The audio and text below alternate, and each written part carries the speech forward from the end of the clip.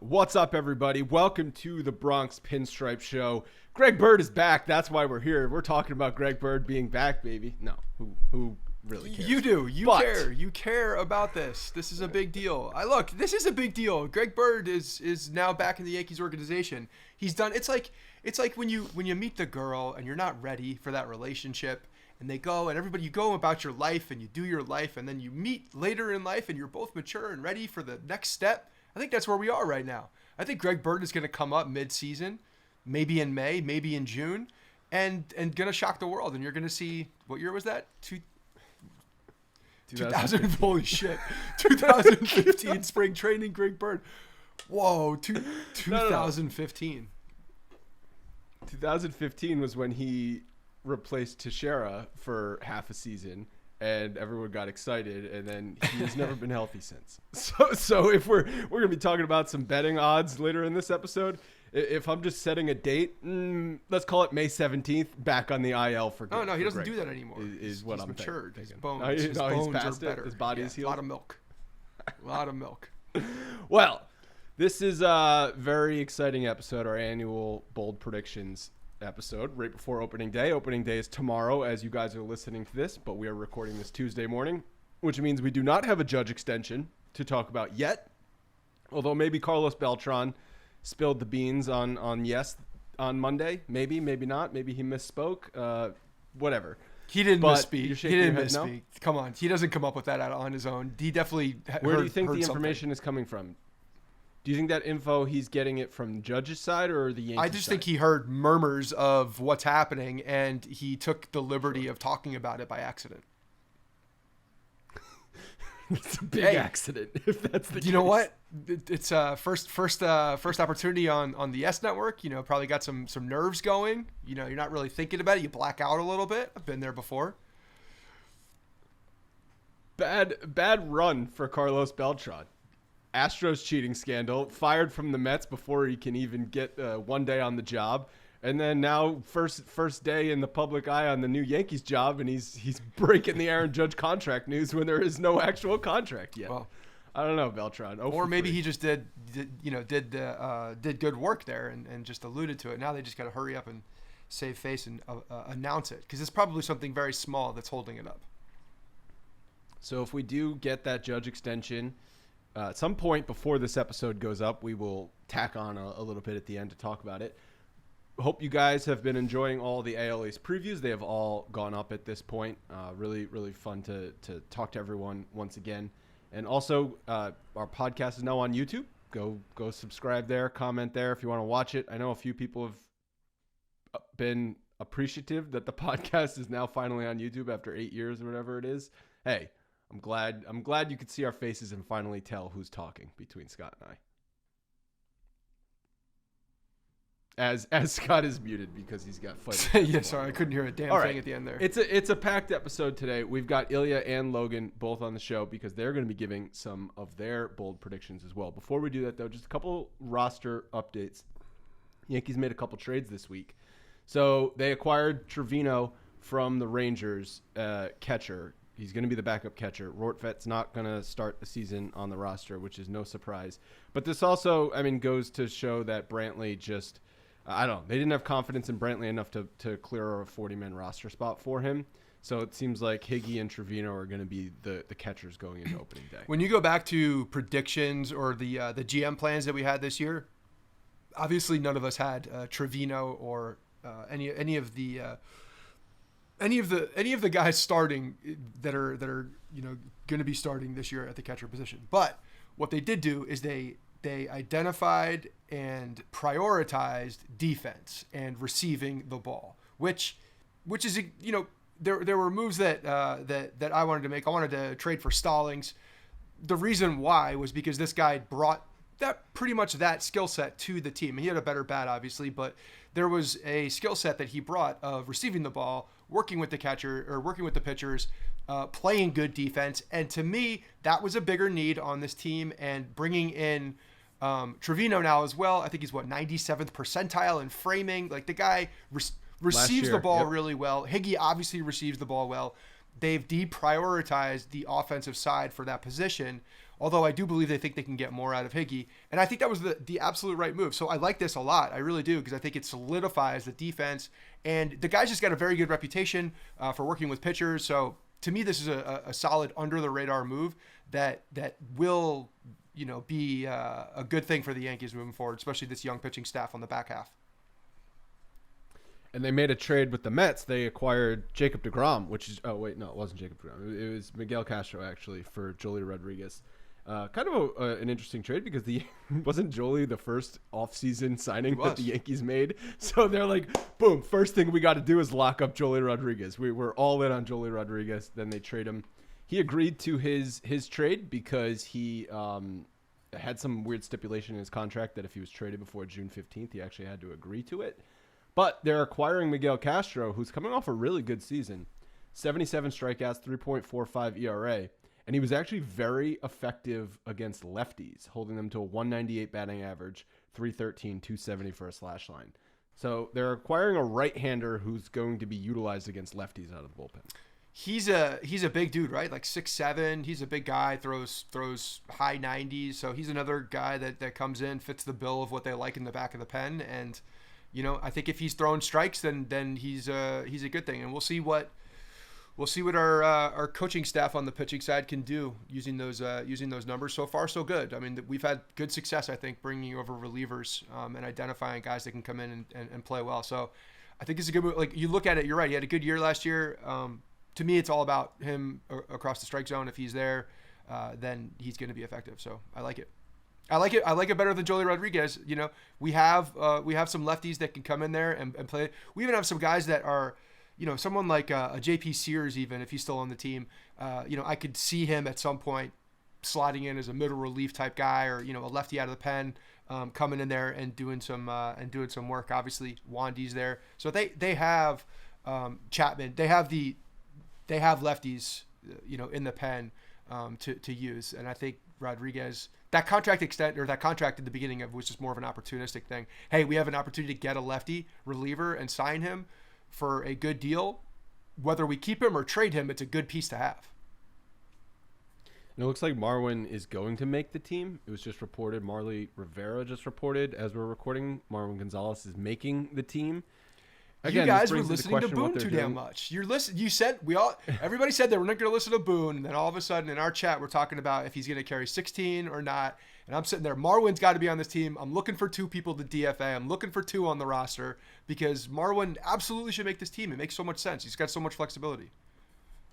But they could still carry the 3-man bench on opening day if they want to. Marvin Gonzalez could just be the player instead of LeCastro. Then it's LeCastro with that minor league because option, I mean, realistically, 16 pitchers is excessive, but the Yankees are going to do what they want to do. They're going to want to filter through all those bullpen arms. They're not, because of guys now having the limit of options throughout the season, they're going to just churn through those bullpen arms in the first month of the season, because no one's ramped up to, like, Garrett Cole's not ramped up to 100+ pitches. These starters are not ramped up, so they're going to churn through these pitchers. So I do believe they're going to carry all those pitchers on opening day. Maybe the LeCastro option is interesting.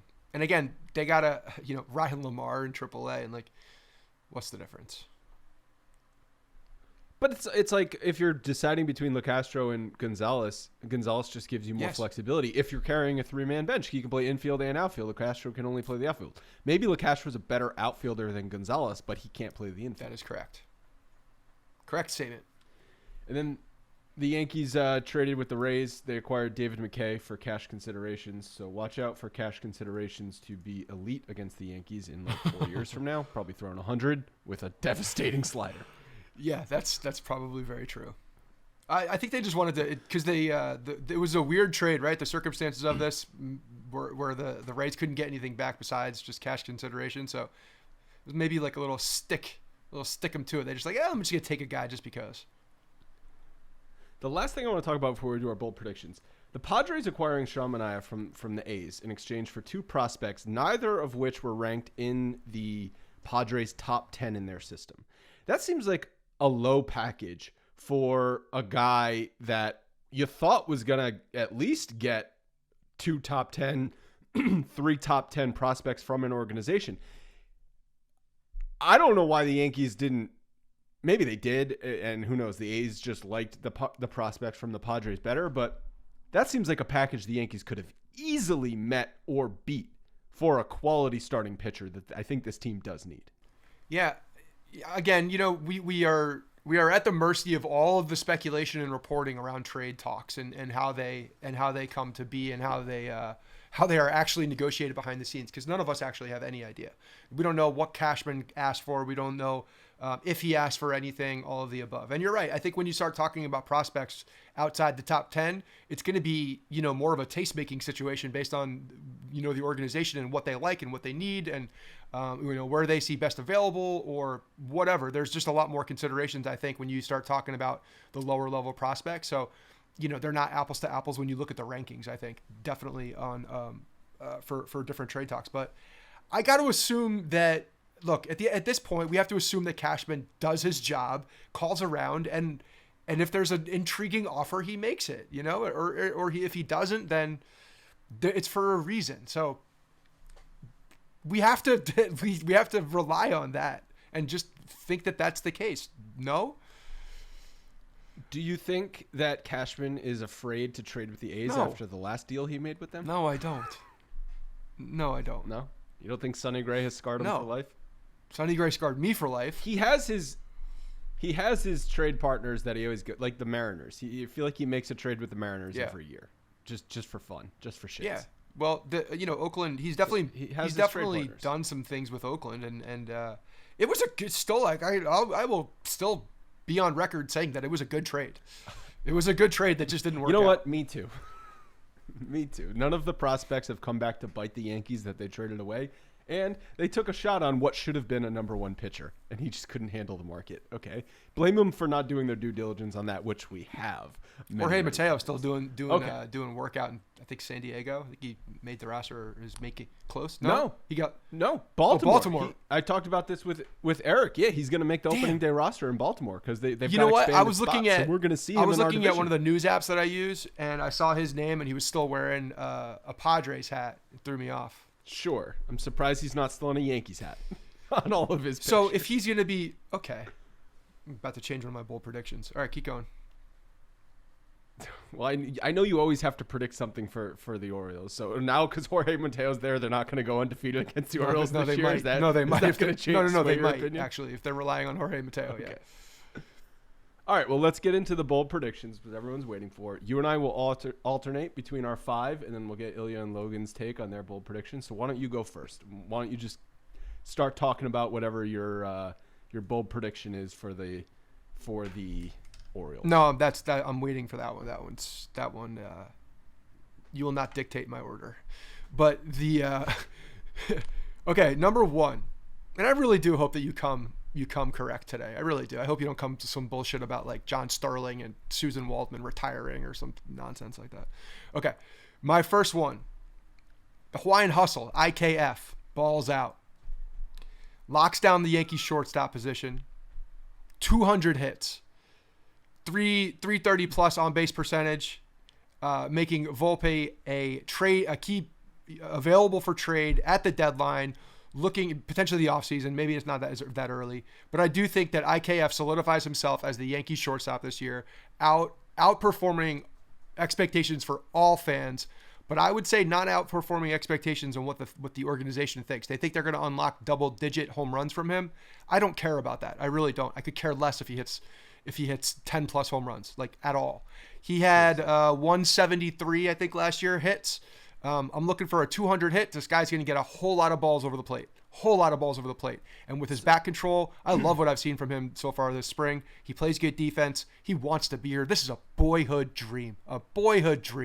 This kid is going to hit 200 base hits, and we haven't seen that in a long time. Like, that's the guy at the Yankee shortstop position. Who is the last Yankee? Can we do Ilya and Logan? You want to do quick? Who's the last Yankee to have 200 hits? I'm going to make a guess. And how many did DJ have 2 years ago? Blank here. Yeah, it close. Had to have been LeMahieu. I was gonna say it might even be all the way back to Cano, but it has to have been DJ. You said 330 on base. That would actually be a career high. But if he's got 200 hits, he better be on base 33% of the time because that's a boatload of hits for getting. But he's not going to walk a ton. He doesn't strike out a ton either. So it's a matter of for all the kids, I didn't put it in a batting average here. It was hard for me not to. I really wanted to, but I didn't. I would love to see it was DJ. I would love to see. No, Cano in 2010. Damn. I was right. Okay, yeah. So that's a big deal. How many did DJ have 2 years ago? DJ had 197. Okay, so in 2019. 29, right. But that just goes to show you how amazing of a season LeMahieu had, and he still didn't have 200 hits. So 200 hits is a boatload of hits. That's a lot of hits. He was flexing and hitting the ball out of the ballpark. Those are still hits. I know, but he was trying to do different things. It cost him 3 hits. All right. Anything else you want to say on That's it. I'm just excited by him. I think that he's going to win over a lot of people, and I think that he's a really good fit for this team. I really do. So what I've seen so far, I think he's a really good fit. I would say that if IKF has 200 hits and solidifies himself as a starting shortstop, that will win over quite a few people. On the way. There's a process to getting to that point, Andrew. Well, my first prediction is someone who needs to win over some fans because no one was happy with his performance after they acquired him midseason. That's Joey Gallo. He's going to win the Yankees Nerd Department Triple Crown. What is the Nerd Department Triple Crown? You may be asking. That is home runs. He's going to have 42 home runs. He's going to lead the team in on base. That's a 388 on base percentage is what I'm predicting. And he's going to lead the team in strikeouts, 33% strikeout rate. But the Nerd Department, the 3 true outcomes, that's what Joey Gallo is good at. He's good at 3 things: hitting the ball over the fence, walking, and striking out. He's going to lead the team in those 3 categories. I just think 40 home runs in a full season in New York in Yankee Stadium for him, he's almost going to hit 40 home runs accidentally because I remember a handful of home runs even in the second half last year looked like pop-ups off of his bat, and they went in the 3rd row down the right field line. And I just think he's going to run into like 7 mistake home runs at Yankee Stadium. I don't disagree with you. I mean, I think he is going to a full year of him. I mean, look, I'm glad you went into specific on some numbers. I don't know exactly how bold it is in the sense that I do think you're right. I think he's going to fall into these home runs. I would love to see that on base percentage tick up, and that he's still going to walk. Still going to strike out, but just means he's going to get a couple more base hits, use the bat a little bit more. I would love to see that because as he's and obviously we're focused on 22, but in 23, with the shift being gone as well, like I think that he's got a year to prepare for that, essentially get that bat control in check and potentially see some strides there. Okay, good. Go ahead. Number two. Yep. Jonathan Loáisiga steals the Yankee closer role in the second half of the season and remains the 9th inning guy throughout the playoffs and into 2023. All right. So I also had a lasagna prediction. Slightly different than yours, but you're saying he's going to take over the closer role. Let me explain. Chapman. Let me explain. Because this is the second half. I was going to go specific and say September, but I'm saying second half just to open it up a little bit. The reason I'm saying this is because I don't think the tolerance for Chapman is there anymore. Obviously, we know what his contract is to Chapman. We need somebody to look towards in the future. If we see a long stretch of Aroldis Chapman not finding the plate, being, losing games, just some of the blow-ups we saw from him.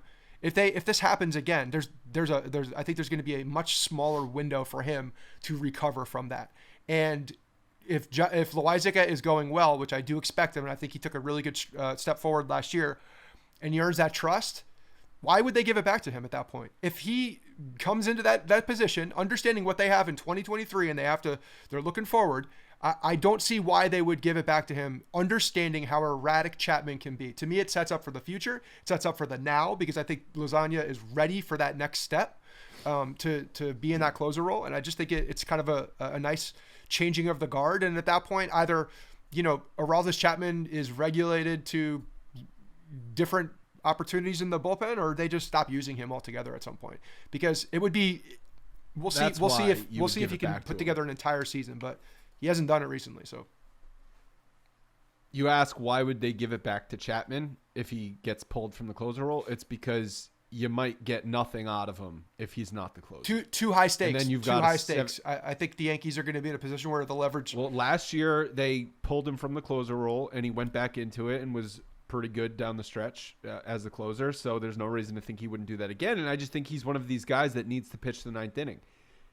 And that's not a good thing, right? I just think he's not the type of personality that his ego will not allow him to pitch the seventh or the eighth inning.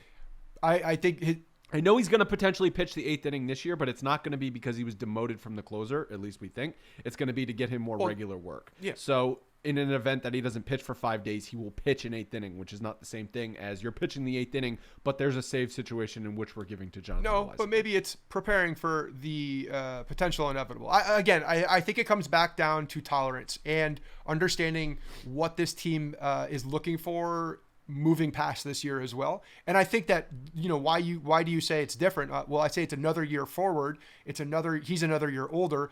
Loaizaga is another year more mature, had very good success last year, and just fits the bill. Like, I think he is the closer of the future anyway.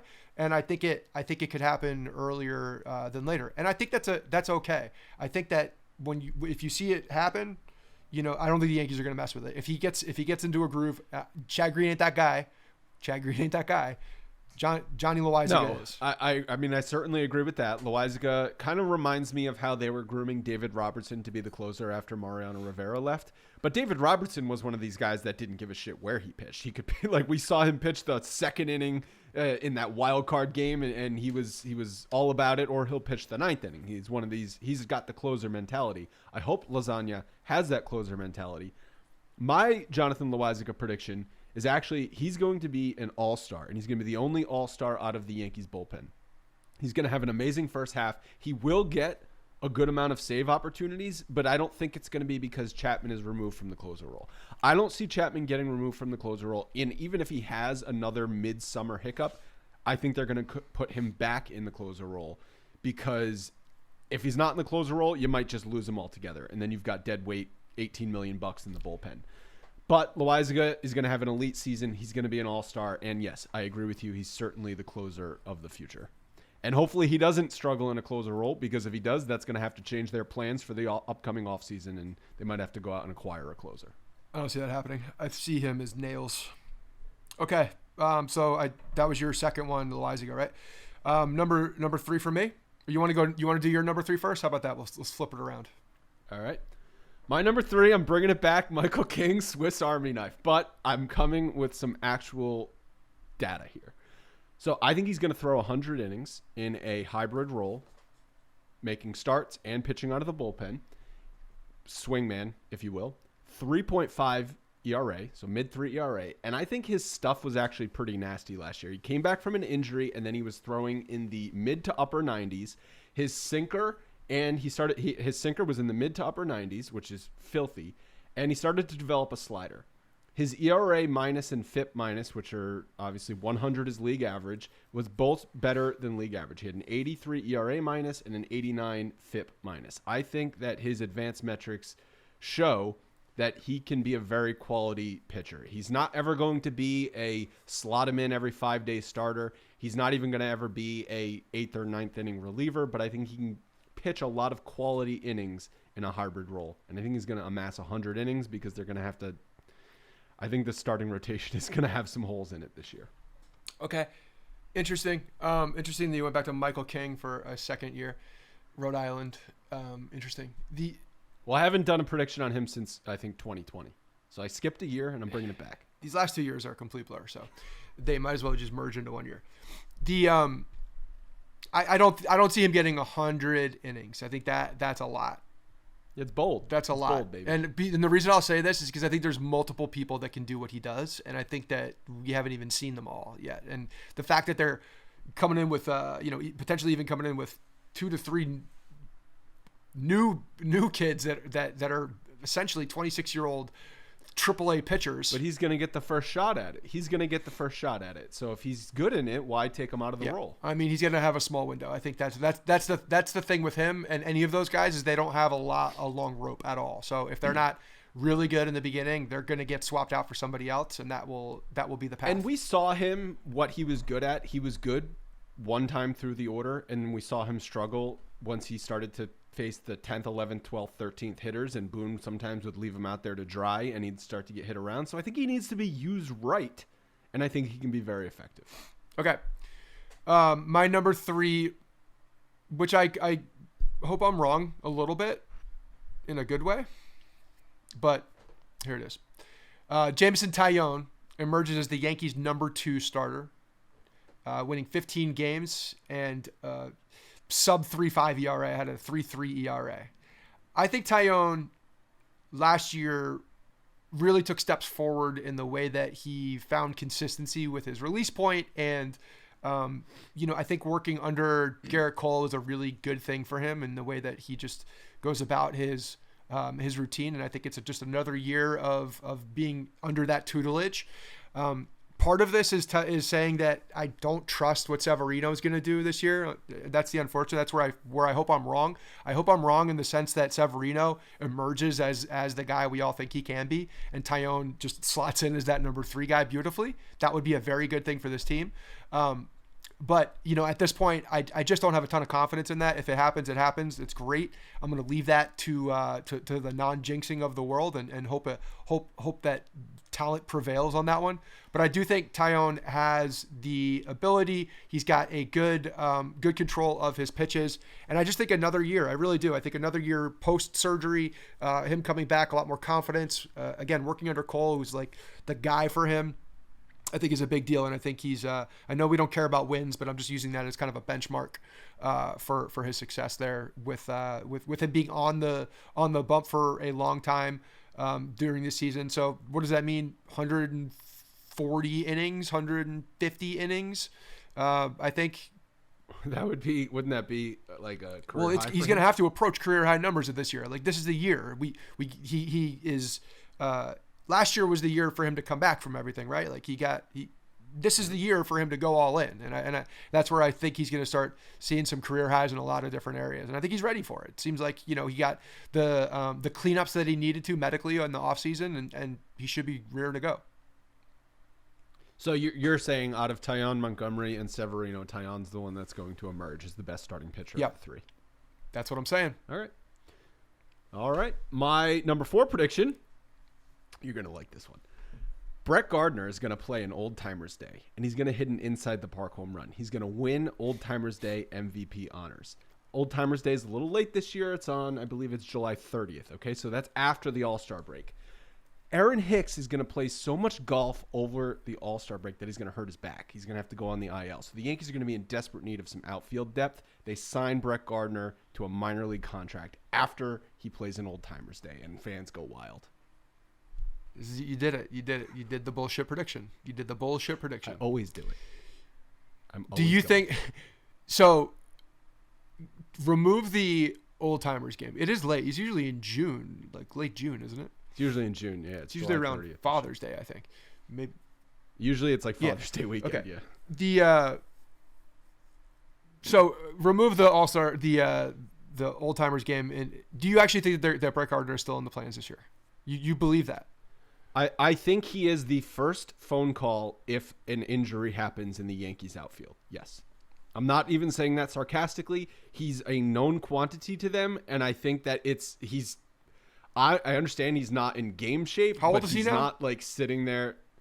It doesn't matter. He's like he's still capable of playing the outfield. I think that if Hicks or someone else in the outfield goes down and they need a body, he's the first call. I totally disagree.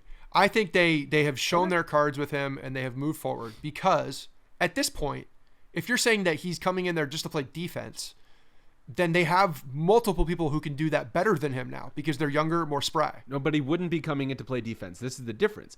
If he's just a 4th or 5th outfielder, then he's useless to them. But if he's someone that's going to need to start 3 or 4 times a week because, say, Gallo goes down with an injury or Hicks goes down with an injury, then I think they would rather have Brett Gardner than they would Estevan Florio. Or LeCastro or Ryan Lamar. Or LeCastro. Yep. Okay. My number 4 prediction is Higgy hits 25 home runs. And I did go batting.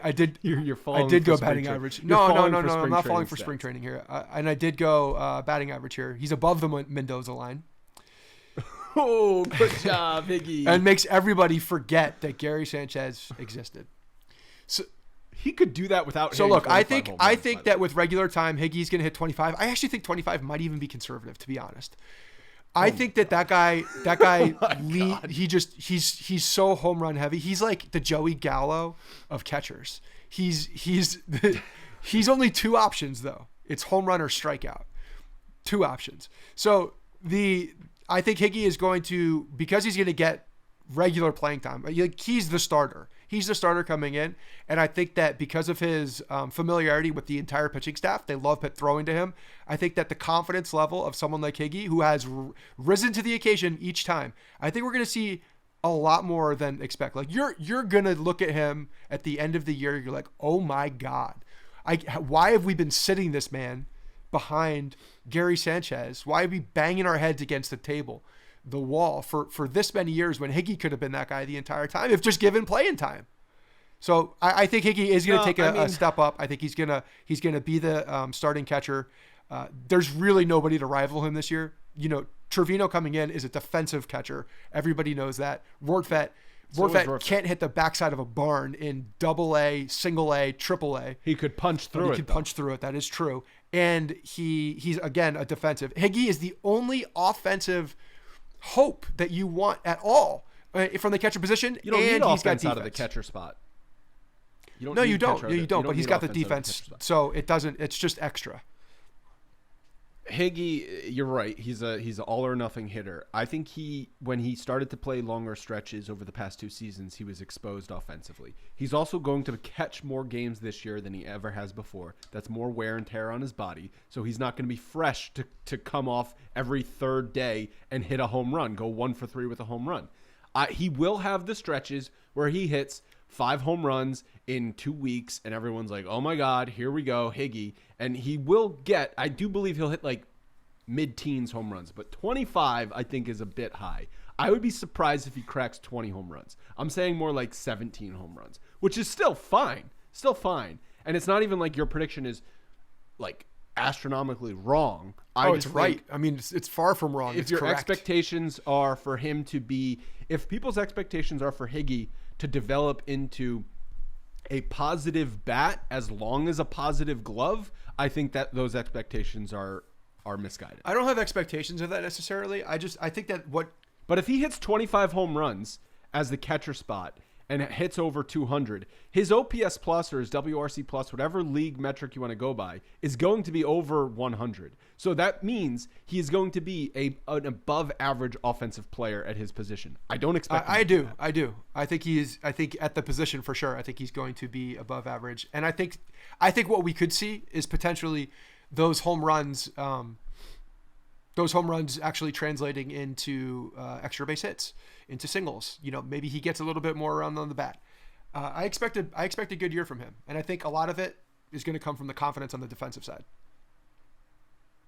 All right, my last prediction is actually a little bit of an AL East final standings I did the prediction.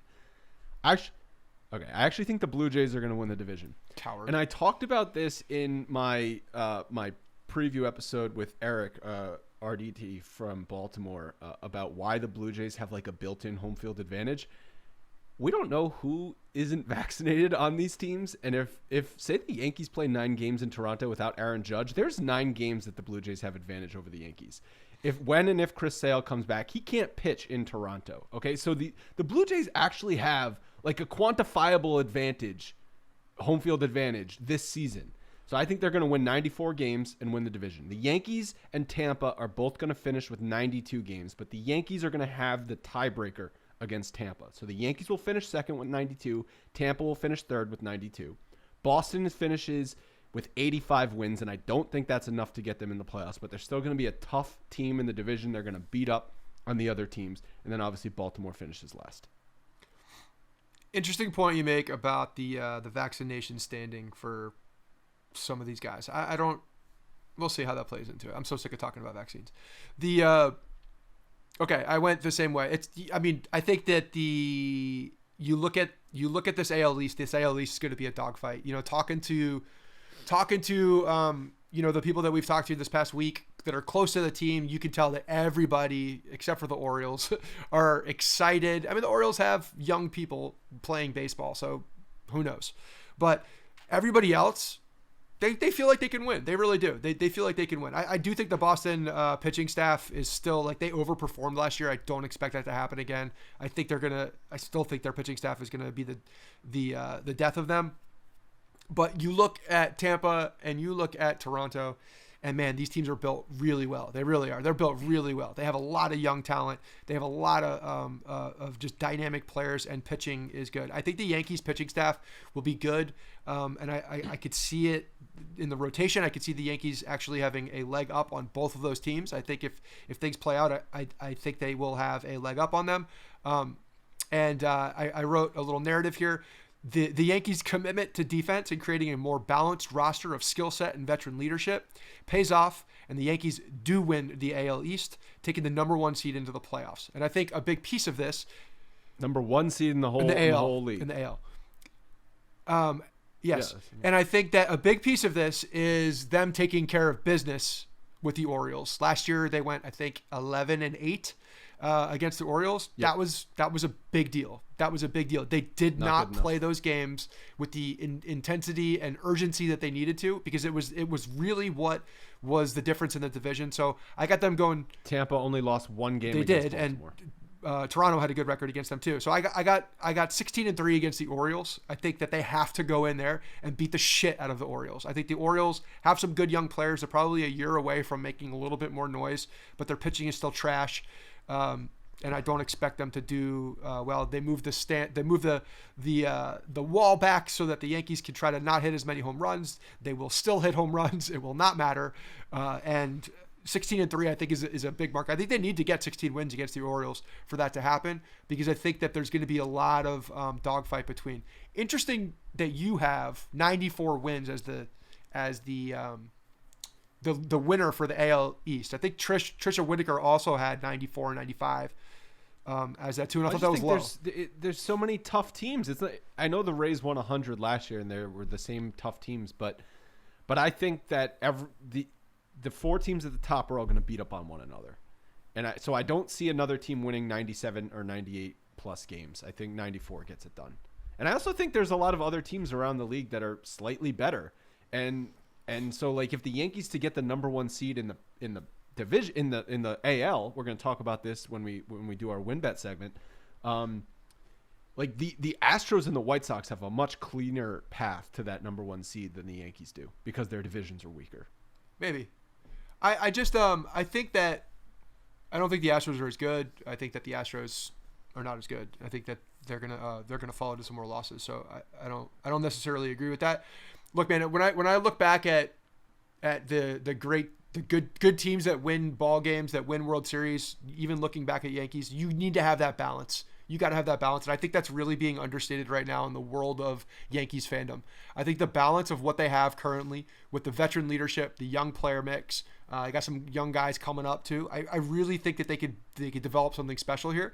And we've seen that 2017 team felt it. They had a really good combo. They didn't have the best players across the board. They didn't. But they had a very good combination of players that played well with each other. And I think that is the case this year. They have enough guys who have won before. They have enough.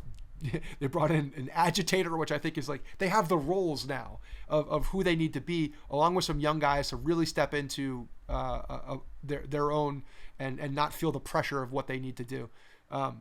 I think it's set up well. I think Cashman did a really good job shaping this roster. I'm much higher on it than a lot of other people, I think.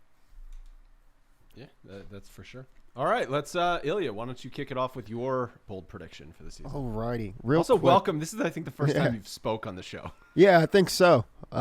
It's nice to meet you guys. Good to be here. Good to be here. I'm excited for the season.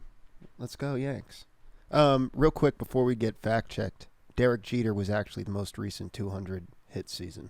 Ooh. 2012, 216 hits. Wow. So that puts a little more pressure. 38, 39, right? Yeah, that was his second highest, too. Shit. It's kind of interesting. 219 was his highest. So in that sets up 99. beautifully for IKF to do it this year and take over that shortstop spot. This is Yeah, like there's it's some almost pressure written in the books. But so it's only happened twice in the past 12 years. Well, no, there are some others, but Derek Jeter just pretty much leads it. Robbie Cano, 2009 and 2010. No, but what I'm that's saying it. is over the past decade, it hasn't happened often. Yeah. So 200 hits, a lot of hits is the point. All right, what's your Yeah. prediction? Oh man, I was gonna go with a Higgy one, but I Yes, guess we'll let's move go. off Hey of that. man, no, Let's see. +1 for Higgy. Yeah. All right, let's go with this. I think injuries being inevitable, Oswald Peraza is going to get the call in the middle of the year, and I think he's going to catch a little bit of lightning in the bottle, and I think it's going to make Volpe dispensable. I think they might move off of him if Peraza can come up and show a little bit. So And, Who's do you injured? think Yeah, is IKF that the moving over or is injuries- yeah. IKF getting hurt? That's Well, I think you could do anything, whether it's if Glaber's down. I think they're going to have to bring somebody up. I think Peraza could come up, and I think he could see time. If it's lengthy, if it's just a week or so, Marwin will fill in the gaps. But if there's any, couple weeks, few weeks off. That would be interesting. I feel like if Glaber goes down, then obviously the logical thing is just DJ. DJ's the second baseman. Absolutely. I think if Donaldson goes down, then it gets interesting because do you put DJ at third full time, or do you call up someone from the minor, like you said, Peraza, and then slot IKF over to third where he's played before and actually played well, and then put Peraza in his position that he's comfortable, or do you call up Peraza to be a backup infielder and move DJ over? So I think if Donaldson goes down, that gives that If Donaldson is creates down the most for more than a few weeks, versatility options. Yeah. yeah. He'll come All up. right, And all right. Jim Bowden of The Athletic just put out an article. I don't know if you guys saw it. He predicted Volpe was getting traded for. It was bold I bold saw this. predictions. For He said Soto? Volpe was getting traded for Soto. I don't know about that, but Yes. Okay. Yeah. Duh. Like if anyone doesn't do that, they're morons. Okay. well, I think it was like Volpe and our whole system. It was for also Soto. the contingent was that the Nationals upped their offer to $390 million to Soto. He turns it down, and then they trade him for Volpe. It was a pretty. I mean, the thing it was is a though, pretty bold take. if we all think the Yankees are signing Judge to a long-term deal, they're not That's also the thing. getting Soto on this team. So It wouldn't be Soto, but I think they'd feel a if little we're just in a better with vacuum letting him talking go. about trading Volpe and a boatload of prospects for Juan Soto, no brainer. Yep. Okay, Logan, what's your prediction? Well, this isn't my prediction, but not to shit on you guys' picks, they would actually have to play IKF, and I have a weird feeling they're going to play Glaber at shortstop a lot. He's starting at shortstop again today with, what, they usually do, the opening day lineups in the last game of spring, and it looks like it could be a hint at opening day, and he's batting eighth and playing shortstop. So There's no. Yeah, and there's Donaldson's no leading way. off a ton. I think they're That gonna would do it just at be least twice a so week. asinine if they removed Glaber from the shortstop position in mid-September last year and talked about how he's not a shortstop and we're moving him to second base. And then on opening day the next season, you start him at shortstop. That would be Boone has to moronic get if they fired did that They also- day. If that happens, Boone has to be fired now. We haven't talked No. about Boone being fired yet or our frustrations at all with him because he's reset the expectation level. But my God, if he walks into the season with Glaber as the starting shortstop after all of this and acquiring, and IKF lights it on fire in the spring, moron. Yeah, but think about it. They've been on record saying that DJ is going to get his at-bats, which means that he's going to get 2 games at every position. And if IKF has to have days off out of that group, and they're going to I'm not saying Glaber never plays shortstop. Oh, he but can it's play gonna be 2 to shortstop. 3 times a week, I think. Oh no. But is this the bold prediction that he's going to play 2 to 3 times a week? No, Okay. no, it's not. That's pretty not, but bold. It should be. I would No, say, I have- okay, let's do a WinBet does not have any over-under totals on Glaber starting at shortstop, but let's set it right now. Over-under 19.5 starts at shortstop for Glaber this year. Over. I say over easy. I say under. We don't have another shortstop right now. That's basically Exactly. once a week, right? How many weeks are in the season? It's like 20 something weeks, right? I mean, Marvin Gonzalez, if he's on this team, and Four-ish. who knows if he's on there for a long term, he can play shortstop, and he does play shortstop. So that's another reason why he's on this. Okay. He's on this team. All right, get your bold prediction, Logan. Okay. You just threw us all off. Let's do it. So Got me very frustrated. I'm sorry. George is getting angry. Scott's getting upset. So I think for the first time since 2001, the Yankees are going to have a Cy Young winner, but it's not going to be Garrett Cole. Luis Severino is going to put the team on his back.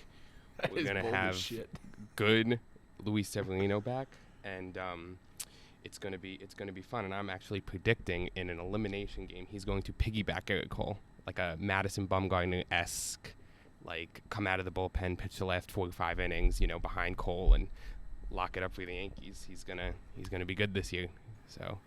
So not to shit on your prediction as you shit on ours. we all gotta do But it they've for already each other. talked about how Luis Severino's innings are going to be in the 120 to 130 range. So Yeah, he's going to I have to have believe like that. a 1.6 ERA and 120 innings to win the Cy Young. How many innings did 5 innings. Ohtani have last year? Because Severino ain't coming out with that bat.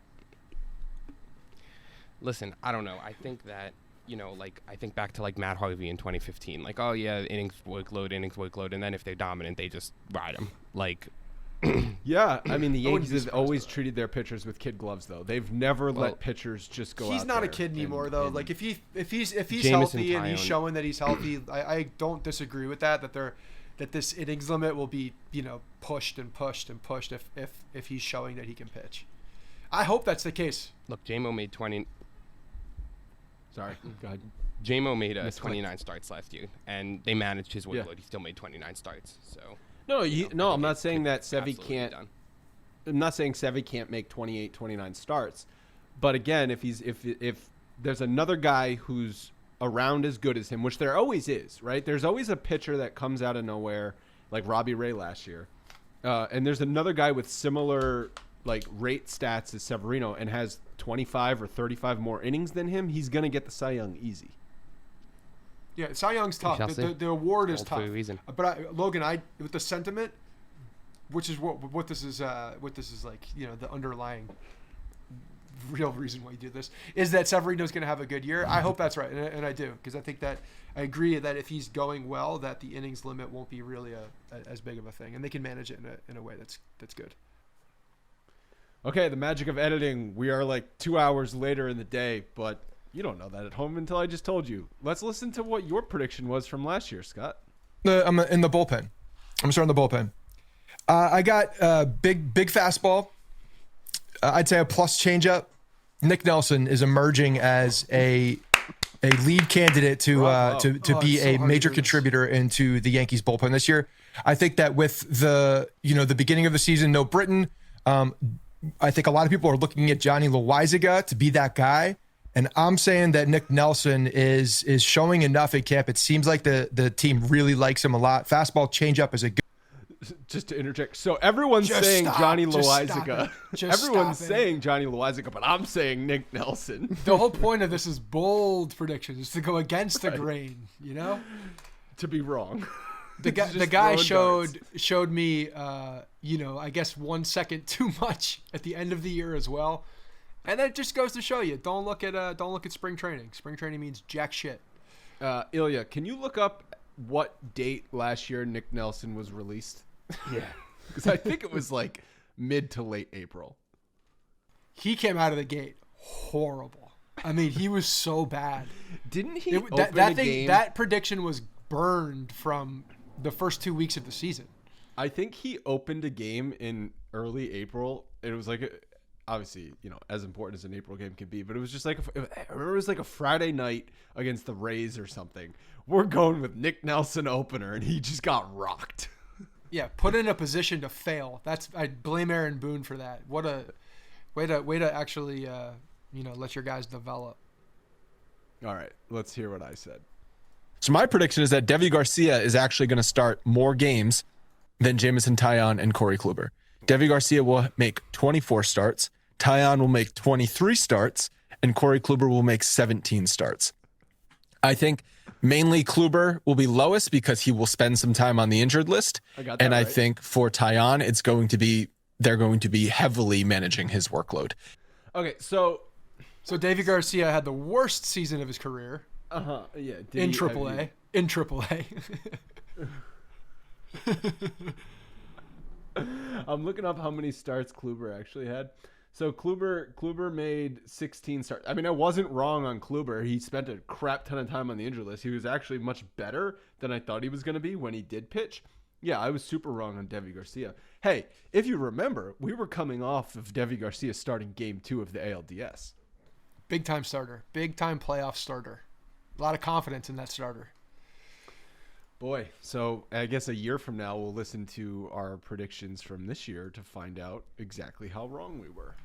I hope not, because even when I'm looking back when I look at the predictions that I had too, the Yankees kind of need these guys to do well. If they don't do well, some of the guys on my board, then the season doesn't go right.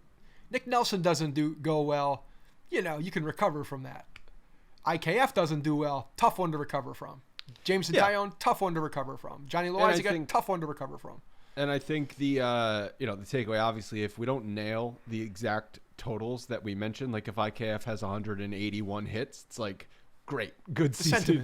It's the sentiment. It's the sentiment of it. If Joey Gallo hits 33 or 36 home runs. No, Joey Gallo needs to hit like 60 home runs for you to win, to be honest. All right. Well, then you know what? I think that IKF is going to have to break Ichiro's single season hit record for. Hey, I said 200. I will live by 200. Just like the DJ LeMahieu milestone. That gave us an exciting end of the year with a victory on my end. All right. Well, let's move on to the season and some betting totals that we want to get into. This is a new thing we're going to be doing every week. Going to be tracking some bets with the WynnBET app. You can sign up today for a special offer. Bet $10, win $200. Go download the WynnBET app now or visit wynnbet.com to start winning. If you do download the app, make sure to use code BLUEWIRE when you sign up. All right, let's get into some season bets, which we're going to start doing every week. It's going to be fun to follow along to find out just how wrong we are in our bets. For the start of the year, we figured let's get into some win totals, some award bets, and things like that. You can, these are all from WynnBET, the WynnBET app. You can sign up today to receive a special offer. Bet $10, win $200. Download the WynnBET app now or visit wynnbet.com to start winning. If you do download the app, make sure to use code BLUEWIRE, all one word, when you sign up. I want to start with the AL win totals in the AL East, Scott. And I want to just look at the Yankees, Blue Jays, Rays, and Red Sox as the teams. They have, right now, Yankees, 92 wins. Blue Jays, over under 92 wins. Rays, 89.5, and Red Sox, 86. Out of those four teams in the AL East, is there one bet that you would make? You would take one side there? Because in my mind, there is one.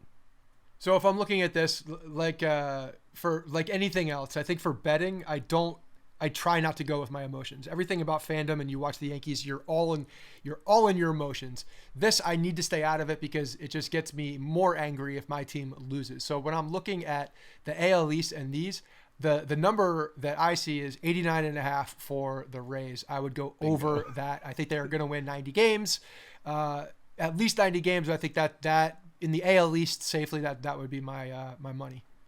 Yeah, that would be minus 11 wins for them. And I just don't see that happening. That's just disrespectful to the way that they conduct their business. We saw what happened last year when they were, predicted by a lot of people to underperform, and they just didn't. They don't miss a beat. They've gotten younger, arguably more talented. I just fully disagree with that. And their pitching staff, I think, just matches up well with offenses like the Yankees and the Blue Jays and the Red Sox. They can hold those teams to lower runs than the rest of the league can. They're going to just win a lot of games because their pitching and specifically their bullpen is just so elite.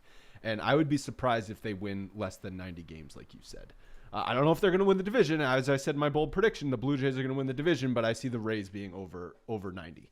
All right, so around the rest of the American League, the Astros are at 92 wins. The White Sox are at 90.5. The Mariners, 85.5. So there a lot of people thinking the Mariners are going to have a good year. I know they finished strong last year.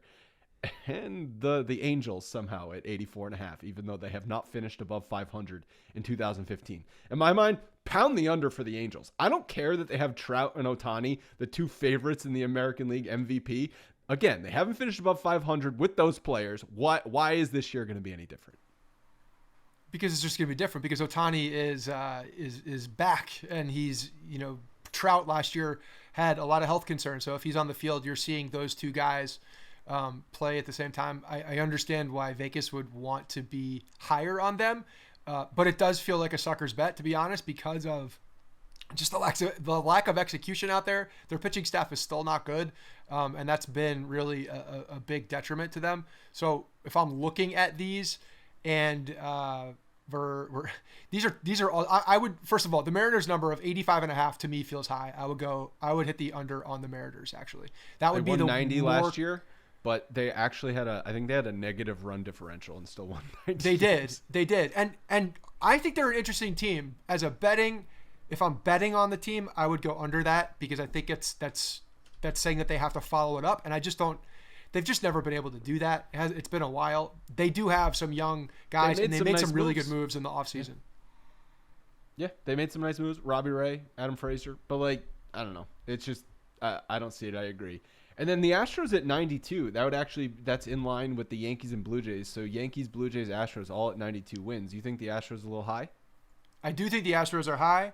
I think that they're not going to be they're just not going to be that same team. I think you lose a guy like Correa and even Zach Greinke not being on the team. They're just, I know that they play well together, but they've lost a lot of people on that team. Bregman will have to have a huge year, I think, for them to come up and really, really fill that void that Correa had there. So I could see them slipping this year. I could see them starting to slip, and hopefully for like the full demise of the Houston Astros. We just don't hear about them for a while, but this could be the first year to start that. I like it. And then for the AL pennant, so the Astros, Yankees, and Blue Jays are the top three favorites. If I'm picking, to bet here, the Rays at plus 750 seems like the bet. I don't know. Maybe we're just so high on the Rays because they've owned the Yankees for the past few years, and I guess the rest of the league doesn't, or the rest of the people don't feel this way about the Rays. I just think they're a more value bet in this. I mean, the Red Sox and the Rays are both plus 750. I don't see how that can be true. Yeah, no, they cannot be the same. They cannot be the same odds. I agree with you. I think in all of these odds, the Rays are being disrespected with the with how they're being translated. So yeah, I'm also hitting the Rays on this. I think that the Angels in here as a top competitor, even the Angels and the Mariners. To me, I would have the Twins. Honestly, if you're looking at this whole entire board, plus 2,000 is the best bet for the Twins potentially. I just know what they've done in the playoffs, and if they come close to the Yankees in the playoffs, that's a problem. The Twins haven't won a playoff game in like 15 years. Okay, no, they don't. And that's the problem. But you look at regular season and how they could finish with those odds. I like the odds. I think you're getting bang for your buck with the odds. You can actually say that about their win total too, 82. Like I could see things breaking right for them and them winning 85 or 86 games. I think there's wins to be had in the American League Central, which is another reason why the White Sox at plus 600. I don't see that for the pennant, but I do see the White Sox winning a lot of games just because of their path is pretty easy. They might have the easiest path to the number one seed in the American League. Yeah, but and having the Twins right there, the difference in odds 600 and plus 2,000 is to me it's just unbalanced right there, because I do think that the AL Central is going to be tighter than they're predicting even. And American League MVP, as I mentioned earlier, Ohtani and Trout are the two favorites. Ohtani at plus 400 and Trout at plus 425. I think Ohtani is going to win it again. I think he's a legitimate hitter, and he's a good enough pitcher that when you combine those two things, it just, voters can't deny it. But on the rest of the list, Judge at plus 2,000 looks pretty juicy to me. And I think maybe new contract, maybe not new contract. Frankly, if it's not new contract, that might be even more of a reason to take Judge. Not that I think he's a guy that needs to be motivated as a contract year, but it doesn't hurt. Judge on this list at plus 2,000 to me is absolutely the bet. I mean, he's not the favorite. When you see the top, obviously Ohtani, Trout, and Guerrero, like those are the guys that are coming out there. But Judge was right there. Judge was absolutely right there, and he's going to have a ton of opportunity this year. And the odds just look, the odds are definitely in his favor when you're looking at long term. So I would absolutely hammer Judge on this one. Devers at plus 2,500 also not terrible. I think Devers is just always very, very good. And if Judge maybe misses some time, the other guys don't perform, Devers could kind of sneak in there as the. I think a dark horse for me is Corey Seager at plus 3,000. I think he's gonna eat in where he is. I think he's just gonna mash, and he's gonna put up some really good numbers. The Rangers are not going to be good, but does that really matter? This is the complicated thing, right? It's like the voters seem to count when it's American League MVP or when it's MVP. Voters, for the most part, you need to be on a good team, and then there's some exceptions. They make exceptions for Mike Trout and Shohei Ohtani. So the Trout because he's just that good, and Ohtani because he's a freak and he's a two-way player. I don't see Seager, barring everyone else having a crap year. I think if everyone's in the same there's a tie area, the tiebreaker goes to teams that compete for the playoffs.